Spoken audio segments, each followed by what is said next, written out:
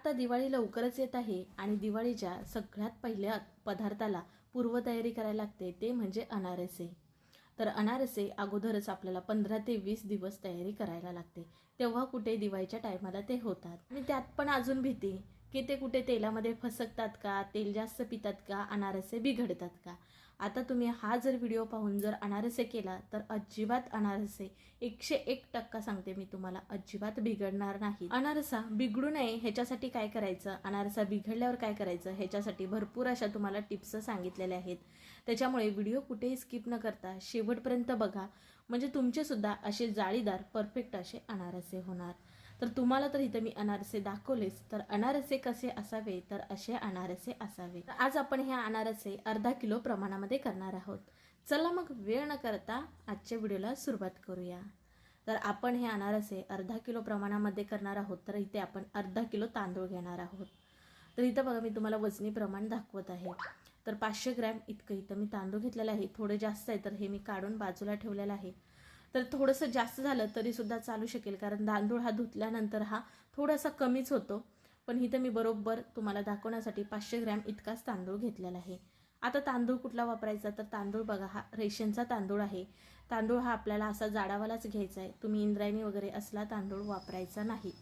सरळ साधा राशनिंगचाच तांदूळ वापरायचा। तांदळामध्ये काही खडे वगैरे आहेत का, त्यामुळे तांदूळ नीट करून घ्यायचा। नंतर 2 ते 3 पाण्यातनं छान चोळून तांदूळ धुवायचा। तांदूळ भिजण्या इतपत पाणी घालायचं, झाकण ठेवून आपण एक रात्रभर असंच ठेवणार आहोत। आता आपण दुसऱ्या दिवशी बघत आहोत, म्हणजे मी सोमवारी तांदूळ भिजत घातला होता, तर मंगळवारी आता बघत आहे। मंगळवारी बघा आपल्याला तांदूळ हा पुन्हा स्वच्छ असा धुवून घ्यायचा आहे। अलगद हाताने फक्त आपल्याला हात फिरून घ्यायचा आहे आणि वरचं पाणी सगळं काढायचं आहे आणि पुन्हा दुसरं आपल्याला पाणी ह्याच्यामध्ये ओतायचं आहे। हा तांदूळ आपण 3 दिवस भिजत घालणार आहोत, पण भिजत घातलेल्या दुसऱ्या दिवसापासून आपल्याला रोजच्या रोज तांदळातलं पाणी अगोदरचं काढून टाकून दुसरं नवीनच पाणी घालायचं आहे। तांदूळ हा रोजच्या रोज धुतला नाही तर तांदळातनं खूप घाणेरडा असा वास येतो, त्याच्यामुळे रोजच्या रोज तांदळातलं पाणी बदलायचं आहे। इथं बघा मी तांदूळ हा सोमवारी भिजत घातला होता, मग मंगळवारी पुन्हा त्यातलं पाणी बदललं, बुधवारी सुद्धा बदललं आणि इथं गुरुवारी आता मी बघत आहे, म्हणजेच की चौथ्या दिवशी तांदूळ आपल्याला काढायचा आहे। रोज पाणी बदलायचं दाखवलं तर व्हिडिओ आपला खूप मोठा होईल, म्हणून तिथे थोडंसं स्किप केलेलं आहे। आता चौथ्या दिवशी बघा आपला जो भिजत घातलेला तांदूळ होता का नाही, त्या अगोदरचं पाणी काढायचं, पुन्हा एकदा स्वच्छ पाणी नळाखाली धुवून घ्यायचं आणि पुन्हा चाळणीवरती हा तांदूळ पसरून घ्यायचा। एक्स्ट्राचं पाणी आहे ते सगळं निघतं। बघू शकता इथे मी 10 मिनिटं चाळणीवरती तांदूळ काढला होता, त्यातलं पाणी पूर्णपणे निथळलेलं आहे। मग एखाद्या कॉटनच्या कपड्यावरती आपल्याला घरातच हे 1 तासाभरासाठी तांदूळ सुकून घ्यायचे आहेत। तांदूळ जरा सुद्धा उन्हामध्ये सुकवायचा नाही, उन्हामध्ये सुकवला तर तांदूळ हा कडकडीत होईल, अनारसाचं पीठ आपलं एकजीव होणार नाही, त्याच्यामुळे अनारसा आपला तेलामध्ये फसकला जातो। त्यामुळे तुम्हाला इथे तांदळाची ही काळजी घ्यायची आहे। 1 तासाभराने बघा तांदूळ घरामध्ये सुकून घेतलेला आहे। तांदूळ ना असा थंड गार लागतो हाताला, म्हणजे आतून तो ओलाच आहे, फक्त वरून असा सुकलेला आहे तांदूळ। तर बघू शकता इथे मी तुम्हाला व्हिडिओमध्ये दाखवत आहे, ह्याच्यापेक्षा जास्त आपल्याला तांदूळ सुकून घ्यायचा नाही। आता तांदूळ सुकला का नाही आपण तुम्ही गिरणीतनं सुद्धा दळून घेऊ शकता, पण गिरणीत काय होतं बाकीची सुद्धा पीठ असतात, त्याच्यामुळे घरीच शक्यतो करून हे पीठ दळून घ्यायचं आणि बारीक चाळणीने आपण चाळून घेणार आहोत। आता बघा मिक्सरच्या भांड्यामध्ये थोडंसं तांदूळ घातलं आणि मिक्सरला फिरवून घेतलं, मस्त इथे बारीक असं दळलेलं आहे। आपल्याला पूर्ण 0 नंबरची जी चाळण असते ना रव्यासाठी वापरतो, ती चाळण वापरायची। तुम्ही जर मोठी चाळण वापरला तर त्याच्यामध्ये खूप जाडे कण जातील, त्याच्यामुळे सुद्धा आपल्या पिठाला बाइंडिंग येत नाही आणि आपलं पीठ हे व्यवस्थित होत नाही, त्याच्यामुळे अनारसे तेलामध्ये फसकतात। त्याच्यामुळे पीठ आपलं एकदम बारीक बारीक असं हवं, त्यामुळे ही आपल्याला चाळण ही अशी एकदम बारीकशर अशी वापरायची। चाळून झाल्यानंतर जे चाळणीमध्ये आपलं पुन्हा बारीक जे राहिलेलं आहे की नाही ते मिक्सरच्या भांड्यामध्ये घालायचं, आणखीन थोडंसं तांदूळ घालूयात आणि छान पुन्हा आपल्याला वाटून घ्यायचं। तुम्ही जर जास्त प्रमाणात अनारसे करत असाल तर तुम्ही हे घरघंटीवर दळून पीठ घेतलं तरी चालेल, पण थोडंसं हे पीठ ओलसर असल्यामुळे की नाही गिरणीत खूप असं चिटकलं जातं, त्याच्यामुळे शक्यतो करून मिक्सरलाच हे असं बारीक करून घ्यायचं। इथं बघा सगळे तांदूळ मिक्सरला दळून घेतलेत, बघा छान बारीक असं आपलं पीठ झालेलं आहे। आता आपण हे पीठ मोजून घेऊयात, म्हणजे आपल्याला गुळाचा अंदाज लागतो। एक मोठी पाटी घेऊयात आणि त्याच्यामध्ये आपण पीठ काढून घेणार आहोत। तर एकूण इथं बघा 2.5 वाटी इतकं हे आपलं तांदळाचं पीठ झालेलं आहे। आता त्याच वाटीने आपल्याला गुळाचं सुद्धा माप घ्यायचं आहे। तर बघा पाऊण वाटी इतका इथं मी खिसलेला गुळ घेतलेला आहे। गुळ असा आपल्याला नरमच हवा, गुळ जर कडक असेल तर पिठाला आपल्या बाइंडिंग येणार नाही आणि आपले हे अनारसे तेलामध्ये फसकतात। तर गुळाचं प्रमाण बघा योग्य असणं खूप महत्त्वाचं आहे, जर गुळ सुद्धा जास्त झाला तर अनारसे तेलामध्ये फसकतात। तर इथं बघा 2.5 वाटी पिठासाठी मी 1 वाटी इतका गूळ घेतला. तुम्हाला हवं तर थोडासाच गूळ वाढू शकता, म्हणजे 1 वाटी इतका गूळ करू शकता. ह्याच्यापेक्षा गूळ तुम्हाला अजिबात जास्त घालायचा नाही. तर इथं मी 1 वाटी गूळ घातला का नाही, अगदी प्रमाण हे परफेक्ट असं झालेलं आहे. तुम्ही हेच प्रमाण वापरून तुम्ही सुद्धा असेच अनारसे करू शकता. पिठामध्ये गूळ घातल्यानंतर बघू शकता छान असं आपल्याला हाताने अशा प्रकारे मिक्स करून घ्यायचं आहे. बघा इथं मी हाताने मिक्स केल्यानंतर छान असा याला ओलसरपणा आलेला आहे. आता आपल्याला काय करायचं आहे, हे पीठ का नाही मिक्सरमध्ये घालायचं आहे आणि थोडंसं मिक्सरला फिरवून घेणार आहोत, म्हणजे छान अशी पिठाला बाइंडिंग येते. आपल्याला याच्यामध्ये दूध, पाणी किंवा तूप अजिबात काहीच घालायचं नाही. तर काही जण बघा पिठाला बाइंडिंग येत नाही म्हणून केळसुद्धा घालतात, पण तुम्हाला हे जर प्रमाण वापरून जर तुम्ही केलात तर तुम्हाला वरून काहीच घालण्याची गरज पडणार नाही. आता थोडं थोडं करून बघा पीठ अशा प्रकारे आता आपण मिक्सरला फिरवल्यामुळे का नाही तूप थोडंसं वितळलं जातं आणि पिठाला आपल्याला छान असा ओलसरपणा येतो आणि आपला पिठाचा गोळा छान असा येतो, बाइंडिंग छान येतं पिठाला. त्याच्यामुळे मिक्सरला अशा प्रकारे फिरवून घ्यायचं. आता सगळं हे पीठ का नाही मिक्सरला फिरवून घेतलं आहे. आता आपण ह्याचे गोळे करून घेणार आहोत. बघू शकता इथे ओलसर असं पीठ झालेलं आहे. तुम्ही जर गूळ हा कडक वापरला तर तुमचं ओलसर असं पीठ होणार नाही, सुट्टं सुट्टं होणार. त्याच्यामुळे गूळ हा ओलसरच जरा वापरायचा आहे आणि गूळ नेहमी खिसून वापरायचा, फोडून गूळ घ्यायचं नाही, त्याच्यामध्ये गुठळ्या गाठी राहतात त्याच्यामुळे. आता बघा इथं मी 2 प्रकारे असे हुंडे करून घेतलेले आहेत. इथं माझं थोड्या प्रमाणामध्ये आहे म्हणून 2च हुंडे झालेले आहेत. आता आपण हे पीठ मुरवत ठेवणार आहोत. त्याच्यासाठी इथे डबा घेतला आहे, त्याच्यामध्ये हे गोळे काढून झाकण लावणार आहोत. तर हे पीठ अगदी 3 महिने खराब होत नाही, फक्त ह्याला ओला हात किंवा ओलं भांडं वापरायचं नाही. जर तुमचं अनारसाचं पीठ घट्ट झालं, असं पातळ झालं नाही, तर तुम्ही त्याच्यामध्ये केळ्याची एक चकती घाला आणि पीठ छान असं मळा आणि मग अनारसे त्याचे करून बघा. आता आपण हे पीठ मुरवत ठेवलं होतं का नाही, तर इथं मी फक्त 2 दिवस इतकंच पीठ मुरवत ठेवलं होतं आणि लगेच मी अनारसे करायला घेतलेले आहेत.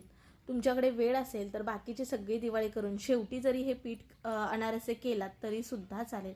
बघू शकता आतून जेव्हा आपण पीठ हे फोडून बघतो तेव्हा समजतं आपल्या अनारसे बिघडणार नाहीत, छान असे पीठ भिजलेलं आहे. आता आपल्याला अनारसाचं थोडंसं पीठ मळून घ्यायचं आहे, म्हणजे छान चिकनाचं होतं बघा इथे व्हिडिओमध्ये दाखवल्याप्रमाणे. आता आपण अनारसे करायला घेणार आहोत. तर थोडासा एक हुंडा करून घेतलेला आहे आणि बघा त्याची आपण पारी कशी करतो तशी करून बघायची. हे पिठाच्या कडा चिरत नाहीत तेव्हा समजायचं आपलं पीठसुद्धा छान असं भिजलेलं आहे. तर आता आपण याचे अनारसे करणार आहोत. अनारसाला लावायसाठी आपल्याला हवी खसखस, तर इथं खसखस थोडीशी खाली टाकून घ्यायची आणि त्याच्यावरती हा गोळा ठेवून थापून घ्यायचा. दोन्ही बोटांनी अलगद असा हा थापून घ्यायचा अनारसा. बघू शकता ह्या पद्धतीने कुठेही चिरा वगैरे जात नाही, त्याच्यामुळे आपला अनारसा सुद्धा अजिबात तेलामध्ये फसकणार नाही. आता अनारसासाठी तेल कसं हवं, तर अनारसासाठी मध्यम असं तेल हवं. तेल जर गरमच नसेल तर अनारसा मात्र तेलामध्ये फसकणार आणि तेल जर जास्त कडकडीत गरम असेल तर अनारसांना कलर तर येईल पण आतून मात्र कच्चे राहतील आणि तेल जास्त पितील. त्याच्यामुळे बघा इथं तेल आपलं हे हलकंच गरम आहे तेव्हा अनारसा सोडला आणि वरून आपल्याला तेल घालायचं आहे. खसखस लावलेली बाजू आपल्याला वरती ठेवायची आहे आणि खसखस जिथे नसते ती बाजू आपल्याला खाली सोडायची आहे आणि बघा वरून तेल असं सोडायचं आहे.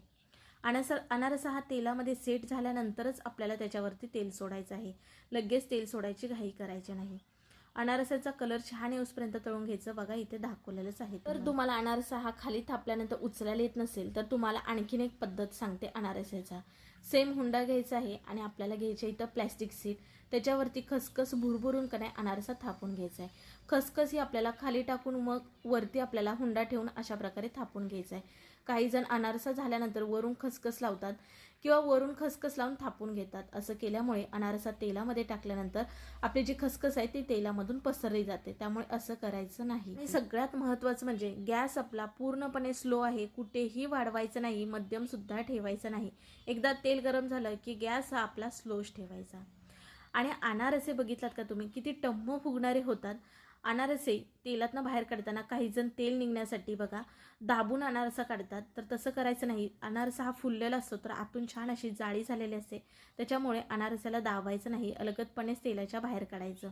बघू शकता अनारसाला जाळी कशी. अनारसा तळण्यासाठी जाडच बुडाची कढई घ्यायची आणि अनारसा जसा तळेल तर तसा चाळणीमध्ये काढलाय म्हणजे एक्स्ट्राचं तेल ना खाली निघेल. अनारसा तळत असताना बघू शकता इथे गॅस पूर्णपणे स्लो आहे आणि स्लो गॅसवरतीच आपल्याला अनारसा छान असा तळून घ्यायचा आहे. आता इथं बघा सगळे अनारसे तळून घेतलेले आहेत. बघा खाली भांडं ठेवल्यामुळे त्याच्यामध्ये तेल कसं गळलेलं आहे. कलर बघितलात का अनारसांना किती मस्त आलेला आहे. ह्याच्यापेक्षा काळसर असा अनारसांना कलर येऊ द्यायचा नाही. इथं कलर येऊसपर्यंतच अनारसे तळून घ्यायचे आहेत. बघा टम्म फुगलेले आहेत आपले अनारसे आणि आतून मात्र जाळीदार असे अनारसे झालेले आहेत. जर अर्धा किलो प्रमाणामध्ये अनारसे केलात तर 22 ते 24 इतके अनारसे होतात मध्यम आकाराचे. पण जर तुम्ही छोटा हुंडा करून जर अनारसे केलात तर जास्त अनारसे होतील. पण छोटा हुंडा करून अनारसे पातळ करायचे नाहीत, असे थोडेसे जाडच ठेवायचे. पातळ अनारसे केलात तर कडक खूप होतात, त्याच्यामुळे असे मध्यम ठेवायचे, जेणेकरून हे छान खुसखुशीत असे होतात. तर तुम्हाला इथे एक मोडून अनारसा दाखवते. बघा कुठेही कडक वगैरे झालेला नाही, अगदी खुसखुशीत असे आपले अनारसे झालेत, आतून जाळीदार. बघू शकता इथे तुम्हाला मी आतून जाळीसुद्धा दाखवते अनारस्यांना. अनारसे कसे असावे तर हे असे असावे. तुम्हाला एकदम साध्या सोप्या भाषेत अचूक प्रमाणामध्ये आणि भरपूर टिप्स सांगितल्यात अनारसे बिघडू नये म्हणून. मग कशी वाटली ही रेसिपी नक्की कमेंट करून सांगा.